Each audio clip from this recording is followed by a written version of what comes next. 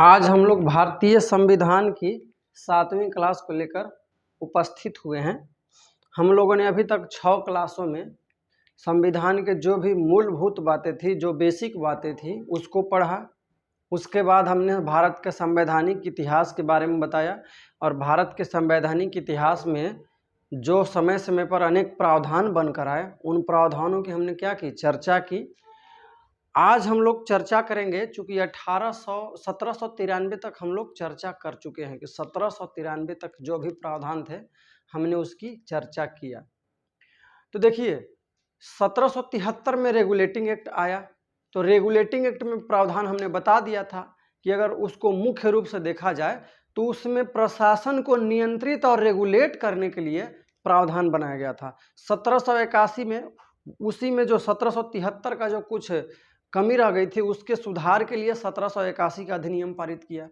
फिर 1781 और 1773 दोनों को मिलाकर जो कुछ सुधार किया जा सकता था उसको 1784 के अधिनियम में लेकर आया गया। 1784 के बाद ब्रिटिश ईस्ट इंडिया कंपनी भारतीय व्यापार में बहुत ही विस्तृत रूप से संलग्न हो गई। तब ब्रिटिश संसद जो है इसको प्रत्येक साल 1784 से 20 साल के लिए व्यापार करने के लिए विशेष पत्र जारी करती थी और वह उस पत्र में कुछ छूट दिया जाता था, यानी कि विशेष व्यापारिक अधिकार की छूट दिया जाता था। इसको क्या बोला जाता था, चार्टर एक्ट कहा जाता था। क्या कहा जाता था, चार्टर एक्ट।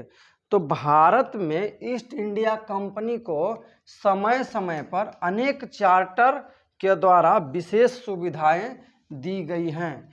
तो भारत में ईस्ट इंडिया कंपनी को 4 चार्टर प्रदान किए गए थे। कितने, 4। और उसी चार्टर को चार्टर अधिनियम कहते हैं। तो यानी कि भारत शासन से संबंधित जो अधिनियम थे, है ना, तो उनको चार्टर अधिनियम कहा गया है। तो देखिए 1793, 1813, 1833 और 1853, ये 4 बार चार्टर दिया गया इनको, है ना। क्या दिया गया, 4 बार चार्टर दिया गया। और चार्टर के माध्यम से क्या हो गया, विशेष परिवर्तन किया जाता था, स्पेशल चेंजिंग किया जाता था। तो इसको क्या कहेंगे, चार्टर अधिनियम या चार्टर एक्ट। क्योंकि ये वनडे कंपटीशन में डायरेक्ट रूप से आ जाता है। ये भी चार्टर अधिनियम हो जाएगा, ये भी चार्टर अधिनियम ही कहा जाएगा और ये भी चार्टर अधिनियम ही कहा जाएगा। उसके बाद 1861 में जो 1857 की क्रांति के बाद जो अधिनियम आता है, तो 1857 की क्रांति के बाद जो ब्रिटेन का संसद है ईस्ट इंडिया कंपनी के शासन को भारत में पूरी तरीके से समाप्त कर देती है और भारत की सत्ता डायरेक्ट रूप से अपने प्रत्यक्ष नियंत्रण में कर लेती है। तो अब भारतीयों को यह लगा कि ईस्ट इंडिया कंपनी की नीति जो थी शोषणकारी थी, तो अब ऐसा लग रहा है कि हम लोग के अच्छे दिन आएंगे। लेकिन उन लोगों के साथ अच्छे दिन नहीं आए और 1861 में जो भी प्रावधान बनाए गए वो सारे प्रावधान ईस्ट इंडिया कंपनी और ब्रिटेन के जो संसद थे, दोनों की नीतियां, ऐसा लगा कि दोनों भारत को लूटना चाहते हैं और दोनों भारत में औपनिवेशिक सत्ता की स्थापना करना चाहते हैं। तो 1861 ईस्वी के जो कानून आया था उसको कहा गया था भारत शासन अधिनियम। भारत शासन अधिनियम। उसके बाद जो 1892 में जो आया था इसको कहा गया था 1892 में जो कानून आया था, उसके बाद 1909 में एक कानून आया था, उसके बाद 1919 में कानून आया था, उसके बाद 1935 में कानून आया और उसके बाद 1947 में कानून आया, है ना। तो समय समय पर क्या दिया गया था इनको, जो भी मतलब देखिए 1773 में जो कमी रह गई 1784 में सुधारे, 81 में सुधारे, 84 में सुधारे, उसमें फिर कुछ प्रावधान बना के 93 में लेके आए, फिर 1813 का अधिनियम आया। तो इसको भारत परिषद अधिनियम कहा जाता था, इसको भी ध्यान रखिएगा, इसको भारत परिषद अधिनियम कहा जाता था। इसको मार्ले मिंटो सुधार कहा जाता था।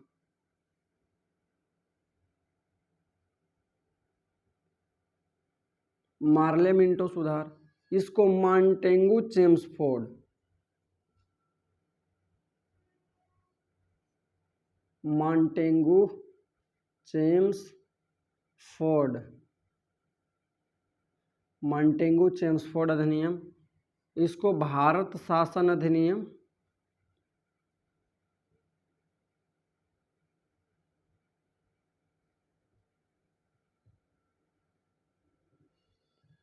(1935) कहा जा गया।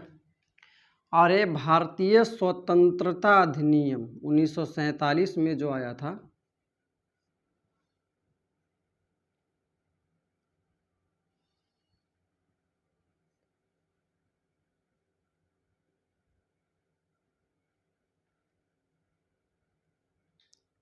भारतीय स्वतंत्रता अधिनियम। तो ये हमारे क्या थे, जो भी अधिनियम आए थे भारत में अब तक आए थे।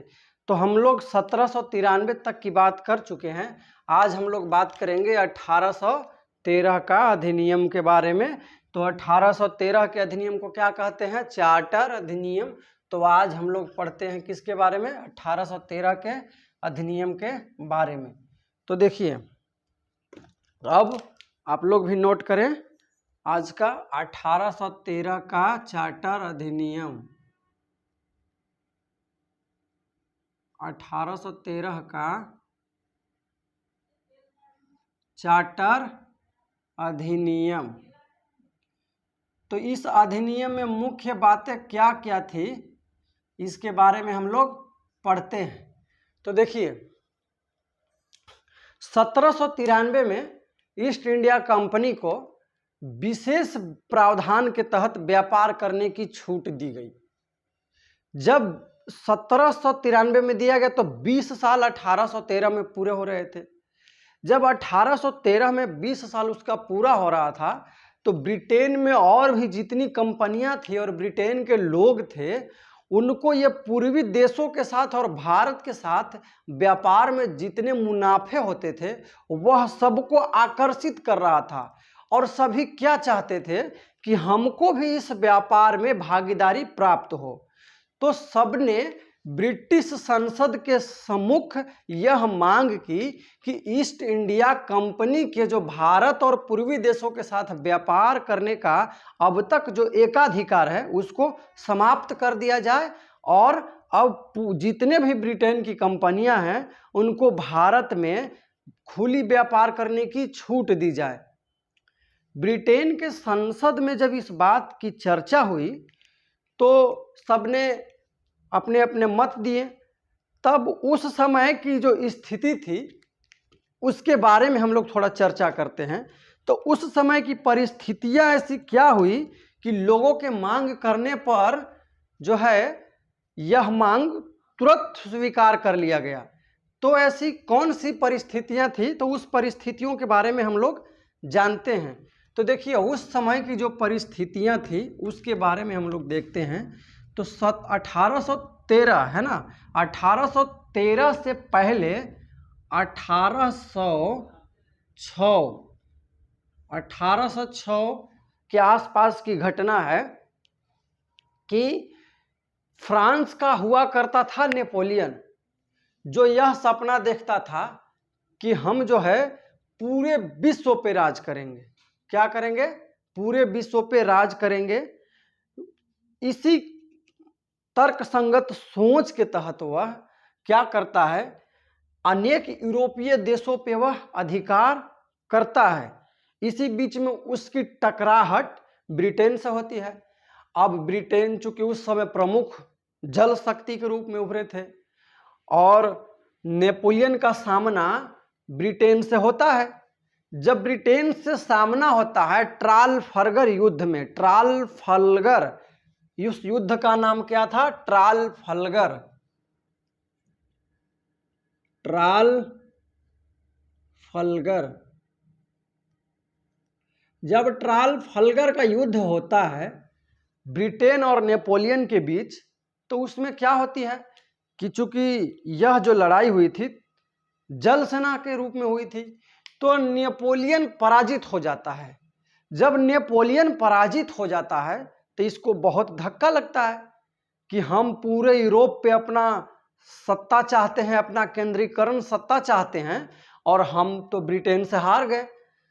तब उसने पूरा फाती दिमाग लगाया और सोचा कि जो यह ब्रिटेन है इसके राजनीतिक शक्ति का मुख्य आधार जो है वह क्या है? आर्थिक शक्ति होना है।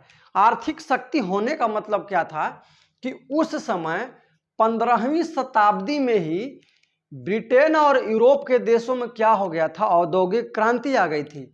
औद्योगिक क्रांति आ जाने से क्या हुआ था कि नए नए मशीनों का आविष्कार हो गया था और वहां पे वस्तुओं को बनाना क्या हो गया था? आसान हो गया था। जब वस्तुओं को बनाना आसान हो गया तो उन वस्तुओं की डिमांड बढ़ने लगी, और डिमांड बढ़ने लगा तो सप्लाई जो है क्या हुआ? इंग्लैंड से यूरोपीय देश की ओर जाने लगा। जैसे जैसे यूरोप के मार्केट में ब्रिटेन का सामान जो है चारों तरफ प्रसारित होने लगा, बिकने लगा, तो इसका क्या हो गया? बिजनेस बढ़ रहा है। अब जब बिजनेस बढ़ रहा है तो आमदनी इसकी बढ़ेगी, और जब आमदनी बढ़ेगी तो वह सैनिक रूप से, प्रशासनिक रूप से क्या करेगा? अपना विस्तार कर पाएगा। उस पैसे से वह हथियार खरीदेगा, प्रशासनिक ढांचा का निर्माण करेगा। तो ये सारी चीजें इंग्लैंड के साथ हो रही थी। तो इंग्लैंड मजबूत क्यों था? क्योंकि उसका जो व्यापारिक क्षेत्र था, व्यापारिक अधिकार था, वो बहुत ही मजबूत स्थिति में था। तो यह जो नेपोलियन था इसके दिमाग में क्या आया कि यदि हम इन लोगों से सेना से लड़कर युद्ध नहीं जीत पाएंगे तो इनको क्या करते हैं कि आर्थिक रूप से हराते हैं। और नेपोलियन ने एक नई व्यवस्था का सूत्रपात किया जिसको कहा जाता है महाद्वीपीय व्यवस्था। क्या कहा जाता है? महाद्वीपीय व्यवस्था। महाद्वीपीय व्यवस्था एक्चुअली में था क्या? तो देखिए, जो नेपोलियन ने एक नया व्यवस्था सूत्रपात किया उसको क्या कहा गया? महाद्वीपीय व्यवस्था।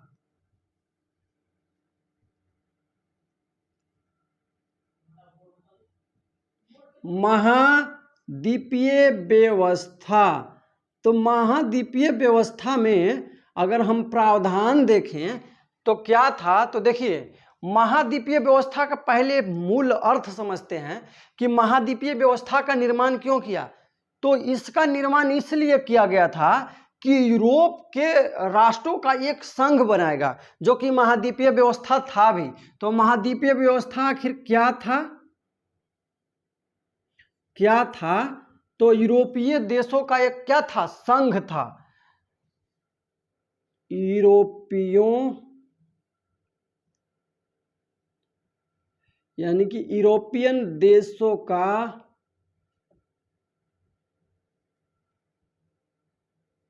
संघ, जो इंग्लैंड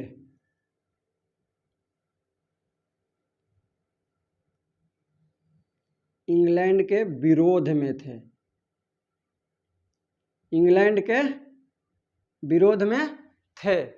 तो यानी कि यूरोपीय देशों का संघ था। ये महाद्वीपीय व्यवस्था जो था, महाद्वीपीय सिस्टम है ना, तो ये क्या था? यूरोपीय देशों का एक संघ था जो कौन थे? इंग्लैंड के विरोध में थे। तो इसका उद्देश्य क्या था? महाद्वीपीय व्यवस्था का अगर हम उद्देश्य देखें तो इसके उद्देश्य क्या थे? तो अगर उद्देश्य पे अगर हम देखें तो सबसे पहली चीज क्या था कि इंग्लैंड को आर्थिक रूप से क्या करना? कमजोर करना। पहला उद्देश्य देखें क्या करना, तो आर्थिक रूप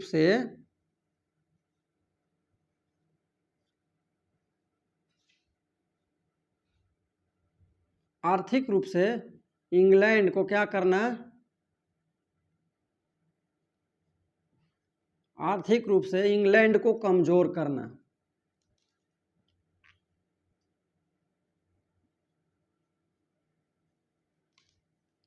इंग्लैंड को कमजोर करना। तो देखिए आर्थिक रूप से कमजोर करेगा कैसे? तो ये जो नेपोलियन था, यूरोपीय देशों को सबको क्या कहा कि आप जो है कोई भी इंग्लैंड के साथ व्यापार नहीं करेंगे और कोई भी वस्तु ना तो वहां भेजेंगे और ना वहां से वस्तु मंगाएंगे, चाहे वह खाद्य सामग्री ही क्यों न हो। तो इससे क्या होगा? उसका मार्केट जो वहां की वस्तुएं जा रही थी और वहां पे बिक रहा था, तो यहाँ पे प्रोडक्शन होता था, उत्पादन होता था। जब उत्पादन होता था बिक्री होगा तभी ना उत्पादन होगा। अब क्या हुआ कि वस्तुएं जो है अगर नहीं जाएगी इंग्लैंड की यूरोपीय देशों में, तो उसका जो है यूरोप के देशों में व्यापार सिमटता जाएगा। व्यापार सिमटने से क्या होगा कि औद्योगिक क्रांति में इंग्लैंड जो है मशीन की स्थापना करने में, है ना, टेक्नोलॉजी पे खर्च करने में प्रमुख देशों के माध्यम से ऋण भी ले रखा था। अब जब ऋण ले रखा था तो ऋण चुकाएगा कैसे? व्यापार होगा तभी तो ऋण चुका पाएगा। तो व्यापार जब नहीं होगा तो वह ऋण जाल में फंस जाएगा। अब ऋण जाल में फंसने से क्या होगा कि उसकी जो है आर्थिक स्थिति चरमरा जाएगी, और आर्थिक स्थिति जैसे ही गिरेगी तो वह उसकी राजनीतिक शक्ति क्या हो जाएगी? कमजोर हो जाएगा, क्योंकि वह सैनिकों को क्या होगा? वेतन नहीं दे पाएगा, प्रमुख हथियार नहीं वो ला पाएगा, नए नए आविष्कार नहीं कर पाएगा। तो उसकी जो है आर्थिक शक्ति जैसे ही कमजोर होगी तो उसकी राजनीतिक शक्ति ऑटोमेटिक क्या हो जाएगा? कमजोर हो जाएगा। तो इसी उद्देश्य से नेपोलियन ने क्या किया? महाद्वीपीय व्यवस्था का निर्माण कर दिया। अब इसने जब ये बात कही तो जो महाद्वीपीय व्यवस्था से जुड़े जो संघ थे वहां क्या होता था कि ब्रिटेन के व्यापारियों को या ब्रिटेन के सामान वहां आना जाना बंद हो गया। जब सामान आना जाना बंद हो गया तो अब देखिए तो कि इसके व्यापारिक क्षेत्र तो कम हो गए ना। व्यापारिक क्षेत्र क्या हो गया? कम हो गया। तो अब इससे दिक्कतें क्या उत्पन्न हुई कि इंडिया और पूर्वी देशों के साथ व्यापार करने में ईस्ट इंडिया कंपनी का एकाधिकार प्राप्त था, लेकिन यूरोपीय और पश्चिमी देशों में व्यापार करने का किसी विशेष कंपनी को एकाधिकार प्राप्त नहीं था। उसमें जितने भी ब्रिटेन इंग्लैंड के जो कंपनी थे सारे व्यापार करते थे, वहां के व्यक्ति व्यापार करते थे। जब यहां से उनका व्यापारिक क्षेत्र सिमट जाएगा तो वो क्या करेंगे? डिमांड करेंगे कि आप जो है हमारा व्यापारिक क्षेत्र घट गया है तो आप इंडिया और पूर्वी देशों के साथ व्यापार करने का जो ईस्ट इंडिया कंपनी का अधिकार प्राप्त है उसको आप खत्म करिए और हम लोगों को अलाउ कीजिए कि हम जाके भारत में और पूर्वी देशों के साथ क्या कर सके? व्यापार कर सके। इन्हीं सब कंडीशनों को देखते हुए ब्रिटेन की संसद ने 1813 का चार्टर अधिनियम पारित किया। 1813 का चार्टर अधिनियम क्या किया? पारित किया। तो ये क्या था? 1813 का चार्टर अधिनियम कैसे और क्यों आया था उसका ये पृष्ठभूमि था। अब हम देखेंगे कि 1813 के चार्टर अधिनियम में मुख्यतः क्या क्या बात कही गई थी। मुख्यतः क्या क्या बात कही गई थी। तो अब हम इसको मिटाते हैं और जो एक एक बातें हैं उसको हम लोग लिखते हैं।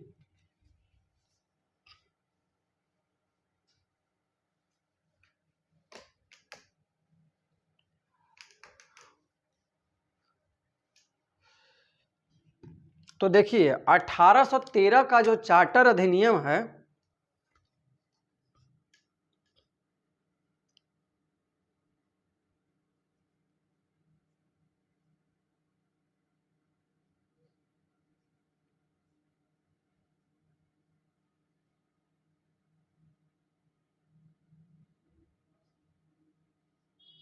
1813 का चार्टर अधिनियम। तो 1813 का जो चार्टर अधिनियम है उसमें क्या क्या बातें थी, तो पहला पॉइंट याद रखिएगा कि पहली जो डिमांड हुई थी उनकी कि ईस्ट इंडिया कंपनी के व्यापारी के एकाधिकार को क्या कर दिया जाए, हटा दिया जाए। तो इन्होंने यही किया कि ईस्ट इंडिया कंपनी के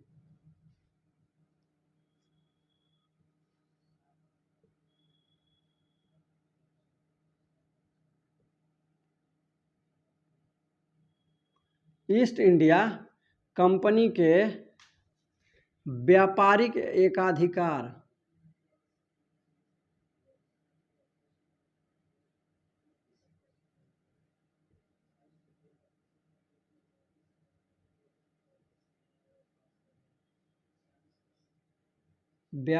एकाधिकार को समाप्त कर दिया गया।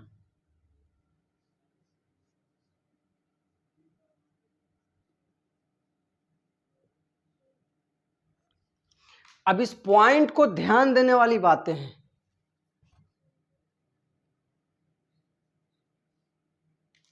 अब ना इस पॉइंट को अगर समझेंगे तो इसका दो तीन अर्थ निकलता है। पहली चीज क्या हो गई कि ईस्ट इंडिया कंपनी के व्यापारिक एकाधिकार को, इस बात को ध्यान रखिएगा कि ये क्या कह रहा है, व्यापारिक एकाधिकार। एकाधिकार क्या मतलब होता है कि पहले जो है केवल और केवल ईस्ट इंडिया कंपनी ही व्यापार करती थी, तो यानी कि व्यापारिक एकाधिकार था, है ना, ट्रेड मोनोपोली थी, है ना, ट्रेड मोनोपोली थी, व्यापारिक एकाधिकार था।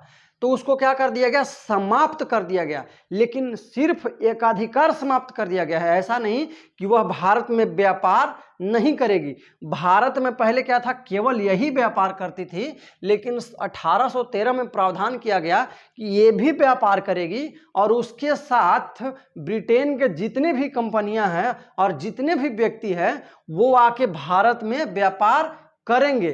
तो इस तरीके से अगर इसका हम अर्थ निकालेंगे तो आप देखेंगे कि इसका आंशिक रूप से व्यापार को समाप्त कर दिया गया। आंशिक रूप से समाप्त करने का मतलब क्या होता है कि थोड़ी थोड़ी व्यापार तो करेगी ही ना, पूरी तरीके से इसका व्यापार क्या हो गया, खत्म कर दिया गया, एक अधिकार को खत्म कर दिया गया। तो थोड़ी थोड़ी व्यापार तो ये कर ही रही होगी ना। तो इसलिए इसमें कहा जाता है कि ईस्ट इंडिया कंपनी के आर्थिक रूप से व्यापार करने के आंशिक रूप से, है ना, या व्यापार को आंशिक रूप से खत्म कब कर दिया गया, समाप्त कब कर दिया गया, तो वो होता है 1813 का चार्टर अधिनियम। और जब अगर पूछे कि ईस्ट इंडिया कंपनी के व्यापारिक एकाधिकार को पूर्ण रूप से, है ना, व्यापारिक एकाधिकार और व्यापार करने के अधिकार को पूर्ण रूप से समाप्त कर दिया, तो वो हो जाएगा 1833 का चार्टर अधिनियम। बातें ध्यान रखिएगा। अगर पूछेगा कि ईस्ट इंडिया कंपनी के व्यापार को आंशिक रूप से, एकाधिकार नहीं देके कहेगा कि व्यापार को आंशिक रूप से कब खत्म कर दिया गया, तो वो हो जाएगा 1813। और अगर कह दिया कि व्यापार को पूर्ण रूप से कब खत्म कर दिया गया, तो पूर्ण रूप से 1833 का चार्टर अधिनियम। दूसरा हो गया बात, दूसरी बात हुई कि चाय और चीन, चाय तथा चीन, चाय तथा चीन पर व्यापार का एकाधिकार जो है ईस्ट इंडिया कंपनी का बना रहेगा।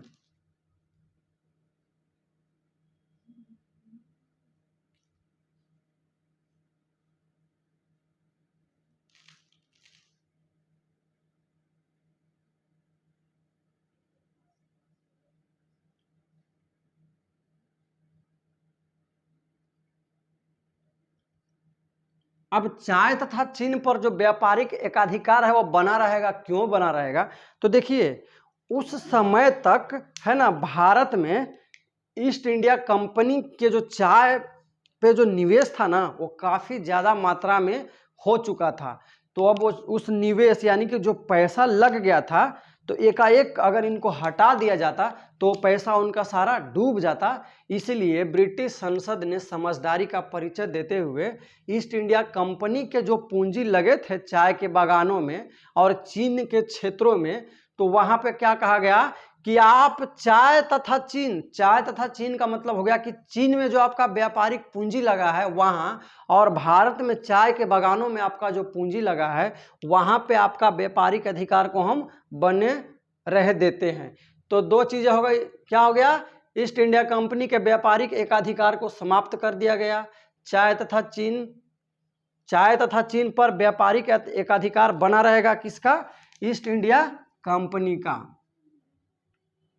अब देखिए तीसरी बात क्या हो जाएगा, तीसरी बात यह है कि यदि अगर व्यापारिक एकाधिकार समाप्त कर दिया गया है तो ब्रिटेन के कंपनियों को, यानी ब्रिटेन के कंपनियों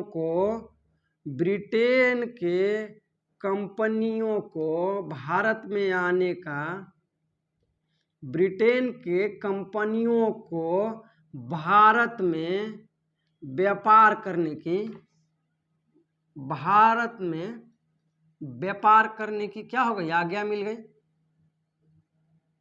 भारत में व्यापार करने की आज्ञा मिल गई। ये हो गया तीसरा बात। अब देखिए एक बात और देखिए कि चौथी बात हुई कि आपको हम बताए थे कि 1784 में बोर्ड ऑफ कंट्रोल की स्थापना हुई थी। बोर्ड ऑफ कंट्रोल का काम क्या था, तो बोर्ड ऑफ कंट्रोल का काम था कि वह प्रशासनिक व्यवस्था की देख रेख करेगा, और बोर्ड ऑफ डायरेक्टर बताए थे कि वह व्यापारिक प्रशासन, यानी कि व्यापार में जो प्रशासन व्यवस्था करना है ना, राजस्व व्यवस्था को ठीक करना है, तो यानी कि व्यापारिक चीजों को देखता था बोर्ड ऑफ डायरेक्टर, और बोर्ड ऑफ कंट्रोल जो था वह राजनीतिक मामलों को देखता था। तो अब इसमें क्या हो गया कि बोर्ड ऑफ कंट्रोल है ना, बोर्ड ऑफ कंट्रोल जिसको शॉर्ट में BOC बोलते हैं, बोर्ड ऑफ कंट्रोल के अधिकार को परिभाषित किया गया कि बोर्ड ऑफ कंट्रोल है ना, इसके अधिकार को क्या किया गया, परिभाषित किया गया। तो इसके अधिकार को क्या किया गया, परिभाषित किया गया। तो बोर्ड ऑफ कंट्रोल के अधिकार को प्रभाषित किया गया, और परिभाषित करने के साथ साथ इसके अधिकार क्षेत्र को बढ़ा दिया गया। तो क्या किया गया, अधिकार क्षेत्र को बढ़ा दिया गया, अधिकार क्षेत्र को बढ़ाया गया। तो अधिकार क्षेत्र क्या हो गया, बढ़ाया गया। अब इस बात का क्या मतलब निकलता है, जैसे मान लेते हैं कि अगर पहले राजनीतिक मामलों में 10 विषयों को रखा जाता था तो अब उसको बढ़ा के 20 या 50 कर दिया गया। इसका मतलब क्या है, उसका व्यापारिक क्षेत्र क्या हो गया, बढ़ गया। क्या हो गया, व्यापारिक क्षेत्र बढ़ गया। और बोर्ड ऑफ कंट्रोल के अधिकार को क्या किया गया, परिभाषित किया गया। इसका मतलब हुआ कि उस परिभाषा में यह बताया गया कि आप क्या करेंगे, कौन से विषयों पे शासन करवाएंगे, कौन से विषय पे आप नीति चलाएंगे, इन सारी बातों का उल्लेख किसमें किया गया, तो 1813 के जो चार्टर अधिनियम है उसमें बोर्ड ऑफ कंट्रोल के अधिकार को क्या किया गया, परिभाषित किया गया। अब पांचवी पॉइंट अगर हम देखते हैं तो देखते हैं इसमें कि इस समय क्या हुआ कि ईसाई मिशनरी है ना, क्या हुआ, ईसाई मिशनरियों को, यानी कि ईसाई मिशनरी किसे कहा जाता था,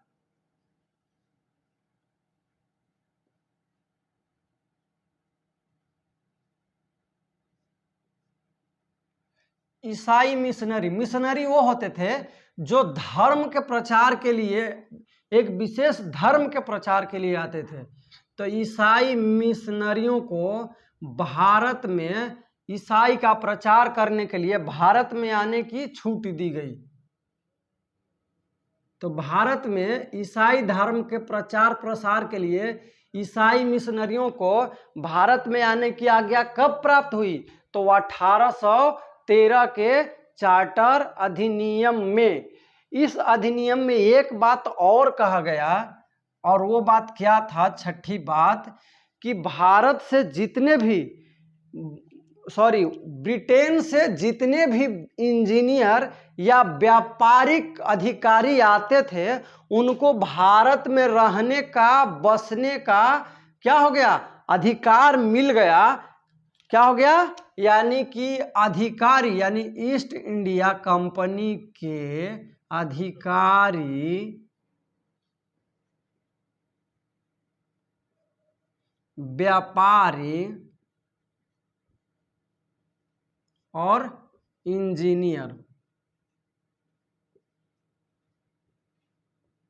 व्यापारी, अधिकारी और इंजीनियर को भारत में रहने का और बसने का क्या मिल गया, अधिकार मिल गया। यानी कि वो अब आ सकते थे और रह सकते थे, लेकिन इसके लिए होता था कि एक शर्त था, और वो शर्त क्या था कि जो बोर्ड ऑफ डायरेक्टर होते थे, बोर्ड ऑफ डायरेक्टर होते थे यानी कि निदेशक मंडल होते थे, उनसे इनको क्या लेना होता था, लाइसेंस लेना होता था।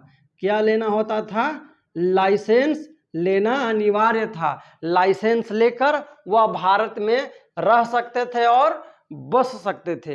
एक अगला जो पॉइंट है उसमें हुआ कि देखिए उस समय की हालात बता दिए कि नेपोलियन के कारण इंग्लैंड क्या था, डरा हुआ था।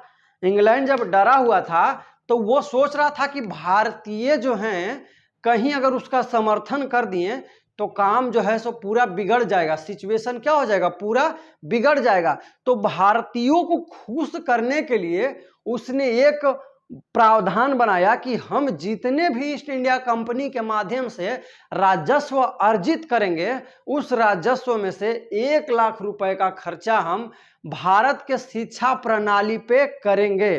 तो भारत के शिक्षा प्रणाली पे, यानी कि भारतीय शिक्षा पे, किस पे, भारतीय शिक्षा पे, भारतीय शिक्षा पर 1 लाख का खर्च, 1 लाख का खर्च करने का प्रावधान किया गया। किस में, 1813 के चार्टर अधिनियम में।